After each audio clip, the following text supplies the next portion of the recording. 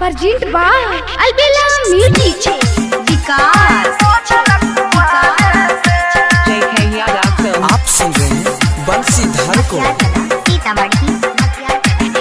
जानल गौवा मोहल्ला पूरा भइल बहाला लुट गइला यारे में रे माई बनल कुआरे में लुट गइला यारे में रे माई बनल कुआरे में। जानल गौवा मोहल्ला पूरा भइल बहाला लुट गइला यारे में माई बनल कुआरे में लुट गइला यारे में हमाई बनल कुआरे में। माई बनल कुआरे में JK Yadav Films विकास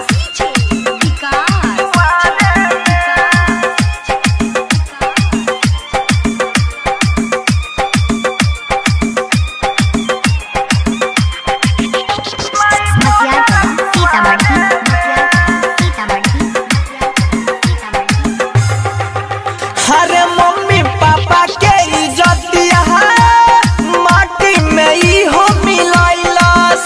हाँ चढ़ली जवानी के जो समय है नादानी ऐसा न कैलस। नहीं एकरा बुझाइल रहे बहुते धाधाइल मजा मरलस पिछुआ रे में माई बनल कुआरे में लुट गइला यारे में हमाई बनल कुआरे में।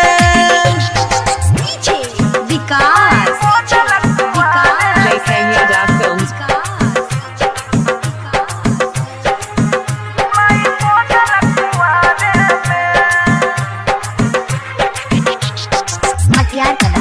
Presented by Albela recording studio Simra.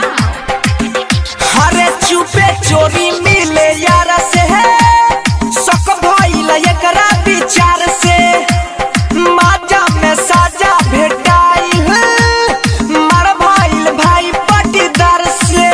Writer में राज राजा खबर कहे ताजा हई छौड़ी के बाहरे में माई बनल कुआरे में लुट गइला यारे में रे माई बनल कुआरे में। जानल गौवा मोहल्ला पूरा भइल बहाला लुट गइला यारे में माई बनल कुआरे में लुट गइला यारे में हमाई बनल कुआरे में।